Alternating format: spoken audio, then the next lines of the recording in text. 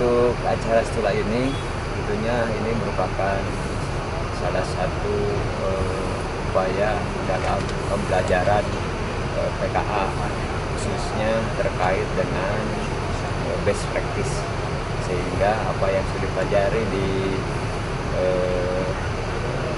pembelajaran di kelas, saatnya sekarang melihat real di lokasi best practice, khususnya di kota Yogyakarta.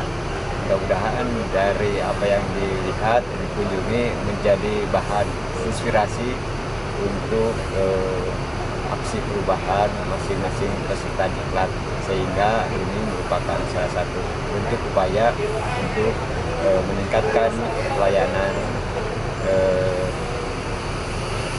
kinerja organisasi. Terima kasih. Perkenalkan, nama saya Rodentus Condro Sulistyo SEMM, Jabatan Kepala Bidang Pendaftaran, Pendataan, dan Penetapan Badan Keuangan dan Aset Daerah Pemerintah Kabupaten Sleman. Saat ini sebagai peserta Diklat PKA 5 BPSDM Jawa Barat tahun 2022. Saat ini kami baru melakukan studi lapangan yang ada di Kota Daerah Istimewa Yogyakarta dengan anggota peserta kami adalah sebagai berikut. Saya Rizwan Effendi dari Badan Keuangan Daerah Kabupaten Lebong, peserta PKA Angkatan 5 BPSDM Jawa Barat. Saya Damian News S dari Dinas Komunikasi dan Informatika Kabupaten Landak, Provinsi Kalimantan Barat. Nama saya Jusmani, PKA 5 dari Kabupaten Lebong sebagai Kabid Dinsnakertran Kabupaten Lebong. Assalamualaikum warahmatullahi wabarakatuh. Nama saya Siti Hasanah. Saya bertugas sebagai Sekretaris Kecamatan Pancoran Mas, Kota Depok. Terima kasih. Nama saya Yuda Paranata dari Sekretariat Daerah Kabupaten Bangka. Saya Siti Hasanah, bekerja di RSUD Prambanan Kabupaten Sleman sebagai peserta PKA 5 di BPSDM Jabar. Terima kasih. Assalamualaikum warahmatullahi wabarakatuh. Nama saya Muhammad Dini Fadli Esos. Saya bertugas di Kepala Bidang Pengelolaan Aset Badan Keuangan Daerah Kota Depok. Saya dari PKA 5 BPSDM Jawa Barat. Terima kasih. Assalamualaikum warahmatullahi wabarakatuh. Selamat siang. Nama saya Arisan Joso. Saya menjabat sebagai Kepala Bidang Bina Marga Kabupaten Lebong. Saya dari PKA Angkatan 5. Terima kasih. Assalamualaikum warahmatullahi wabarakatuh. Saya Aden Mewa Aristanto dari Kecamatan Maung Purba, Kabupaten Sedang, PKA 5 BPSDM Provinsi Jawa Barat. Saya Muhammad Farid Wajidi, peserta PKA Angkatan 5 BPSDM Provinsi Jawa Barat dari Kota Bekasi. Assalamualaikum warahmatullahi wabarakatuh. Saya Ilham Halimi, peserta PKA 5 Provinsi Jawa Barat tahun 2022. Saya dari Kota Bekasi, Kabin Perumahan dan Permukiman, Dinas Perumahan, Kawasan Permukiman dan Pertanahan. Sukses buat PKA 5. Terima kasih. Saya Putut Handoko SSTP dari BPD Kota Magelang, selaku peserta PKA BPSDM Jawa Barat Angkatan 5. Assalamualaikum warahmatullahi wabarakatuh. Perkenalkan, saya Noviko Malasari dari Dinas Pendidikan Kabupaten Cirebon, PKA 5 BPSDM Provinsi Jawa Barat.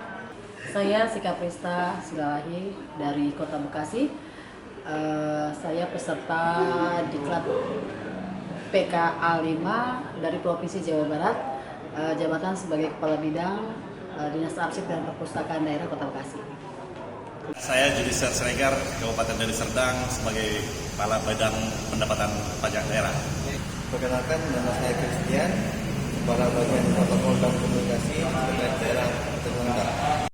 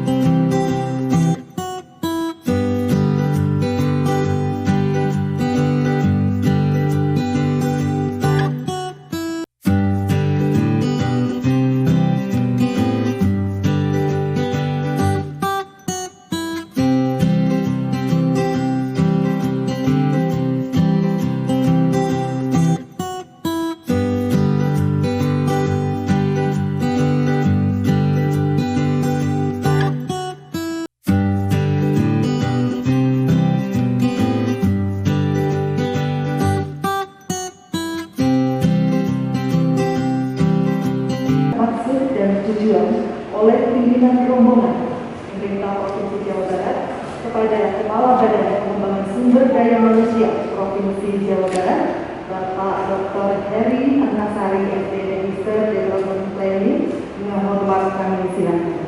Hormat Bapak Sekretaris Daerah Kota Yogyakarta, Pak Insinyur Aman Yuria Dijaya MM. Pelatihan Pembinaan Administrator Angkatan 45 BPSDM Provinsi Jawa Barat ini. Mudah-mudahan melalui kegiatan ini ada proses pembelajaran dalam berbagi pengalaman serta meningkatkan kerjasama yang semakin erat antara Jawa Barat khususnya dengan Provinsi Yogyakarta, khususnya juga dengan pemerintah Kota Yogyakarta. Assalamualaikum warahmatullahi wabarakatuh. Kami hormati Bapak Kepala Badan Pengembangan SDM Provinsi Jawa Barat, Bapak Dr. Heri Anasari. Yang saya hormati seluruh teman-teman dari Badan Pengembangan SDM Jawa Barat, termasuk dalam hal ini Dirjen Suaranya. Ada teman-teman semuanya beserta pelatihan bahwa bagi Kota Jakarta pencapaian tujuan itu penting, tetapi lebih penting daripada itu adalah penghormatan terhadap proses.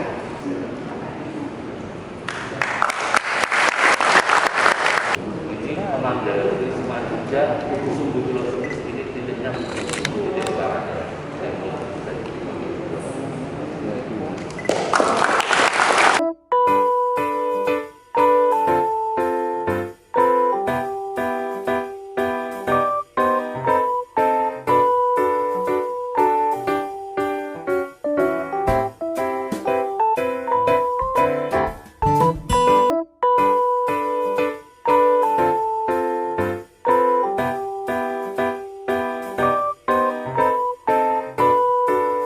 Nah, di anggaran ini ada satu inovasi. Ini terkait dengan penyusunan kamus kode rekening istilahnya. Karena banyak sekali kadang-kadang salah rekening gitu dalam menyusun RKA itu. Salah rekening harusnya misalnya sama-sama di makan minum, ini ada makan minum rapat, ada makan minum tamu. Nah ini kemudian mungkin ada makan minum harian umum, misalnya yang untuk kerja bakti rame-rame, misalnya ada TMMD dan lain-lain, atau mungkin tamunya Pak Wali. Nah ini dan banyak kode rekening yang tidak semua OPD ini memahami satu-satu gitu.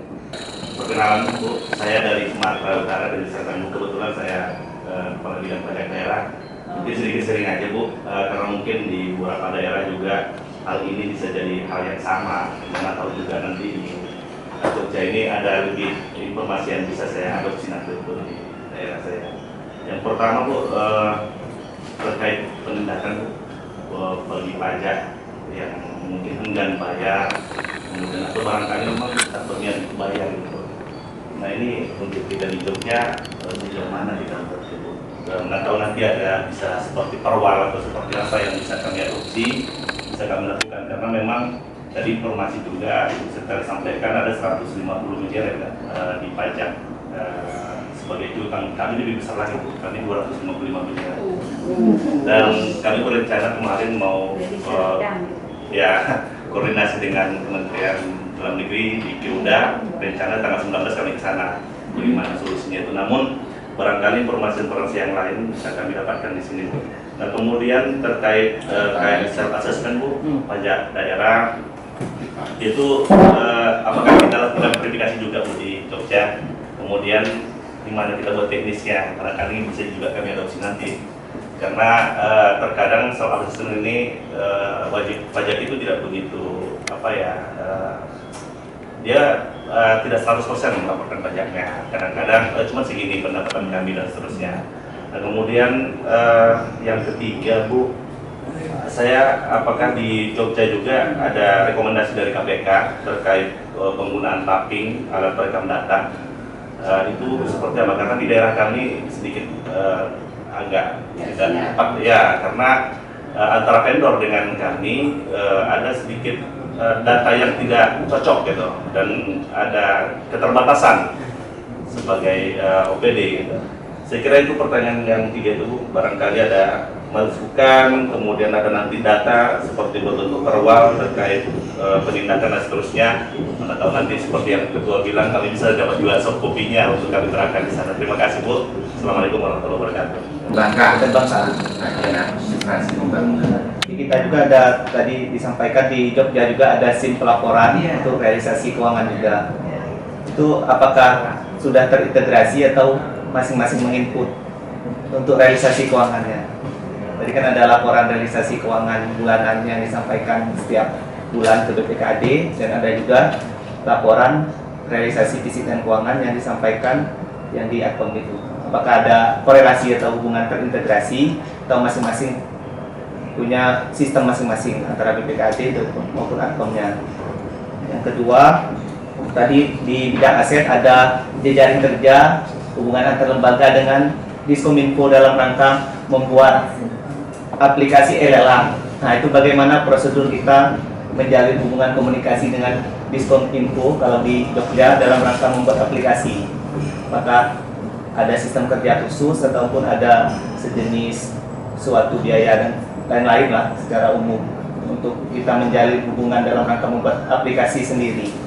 Yang ketiga, di era sistem informasi pemerintah daerah ini, apakah kita di pemerintah Kota Jogja Ibu sudah ada suatu integrasi dengan SIPD, misalnya contoh tadi laporan realisasi fisik dan keuangan. Apakah kita bisa bekerja sama dengan pihak Kemendagri atau Pusdatin itu untuk menarik data yang misalnya dari perangkat daerah ingin membutuhkan data program kegiatan?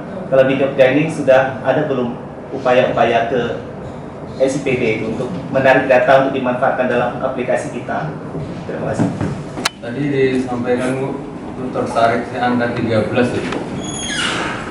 Jadi WTP angka 13, kemudian 13 ini nggak angka sial ya Bu ya. 13 ini kan menunjukkan hasil kerja keras semua teman-teman di BPKAD dan seluruh teman-teman ASN yang ada di OPD di Kota Jogja. Nah, yang ingin kita sharing pertama Bu adalah angka 13 ini mempertahankannya juga sudah luar biasa. Kemudian kita tentu saja ke depannya akan jadi 14, 15, 16 dan terusnya. Nah, yang ingin kita diskusikan adalah dari sisi aspek kepemimpinan ya. Ini bisa mengkomunikasikan pemenuhan terkait dengan peraturan-peraturan yang sudah dibuat, regulasi yang ada dengan penerapan pelaksanaan di lapangan kan susah. Jadi kita menginginkan bagaimana setiap pemeriksaan BPK itu bisa terpenuhi dengan baik dari aspek kepemimpinannya, siapa yang gerakkan ini. Terus yang keduanya bagaimana memanage UPD-UPD ini agar bisa menerapkan pelaksanaan tadi laporan yang tepat waktu, laporan yang baik, laporan yang benar yang dibutuhkan untuk penilaian dari pencapaian target WTP ini. Yang ketiga, apakah pencapaian target WTP ini yang sudah ke-13 kali ini didukung juga oleh sarana dan prasarana kerja yang ada di OPD? Mungkin itu Pak Ketua. Terima kasih. Assalamualaikum warahmatullahi wabarakatuh. Saya mohon maaf dan saya akhiri. Assalamualaikum warahmatullahi wabarakatuh. Semoga nanti diklatnya berjalan lancar. Amin. Ketemu lagi di diklat eselon 2. Kami di kelompok 2 dan 4 ini akan mendapatkan lokus dalam studi lapangan berada di BPKAD Kota Yogyakarta yang tadi kami telah disambut oleh Bapak Sekda Kota Yogyakarta, di mana ada beberapa hal yang telah dilakukan, inovasi yang ada, di mana sekarang Kota Yogyakarta menekankan pada suatu perencanaan yang terkait dengan alur bisnis. Kemudian dari Ibu Sekretaris PKAD Kota Yogyakarta juga menyampaikan informasi bahwa telah banyak dilakukan inovasi terkait dengan pengelolaan keuangan dan aset daerah Kota Yogyakarta. Salah satunya dengan sistem informasinya yang terlalu inovasi. Kemudian ada terkait dengan perbaikan, terkait dengan adanya membentuk kamus kode rekening yang ini akan disampaikan untuk mempermudah dari OPD-OPD. Kemudian juga menjadikan ada suatu hal yang jadi target terkait dengan penyelesaian piutang. Yang ini menjadikan suatu target kinerja yang harus dilaksanakan oleh BPKAD Kota Yogyakarta. Dalam hal pengembangan yang lain, kami juga mendapatkan informasi di mana bentuk dari aktualisasi kepemimpinan ini terkait dengan jejaring pemerintah Kota Yogyakarta telah bekerjasama dari berbagai macam elemen masyarakat, di mana menekankan bahwa bergerak bersama-sama antara pemerintah Kota Yogyakarta dengan masyarakat. Kemudian juga telah dilakukan kerjasama dengan lembaga-lembaga, kemudian juga telah dilakukan dengan berbagai inovasi yang terkait dengan pelayanan, yaitu dengan sistem informasinya ada eBPHTB, eBBB, kemudian juga ada ESTPD-nya. Ini adalah untuk melayani masyarakat agar cepat. Mungkin ini sebagian kecil yang kami sampaikan, namun banyak hal yang nanti dari teman-teman kami dari kelompok 24 ini bisa dibawa pulang ke daerah masing-masing untuk melakukan inovasi di daerahnya. Demikian, ada kurang lebihnya saya mohon maaf. Terima kasih.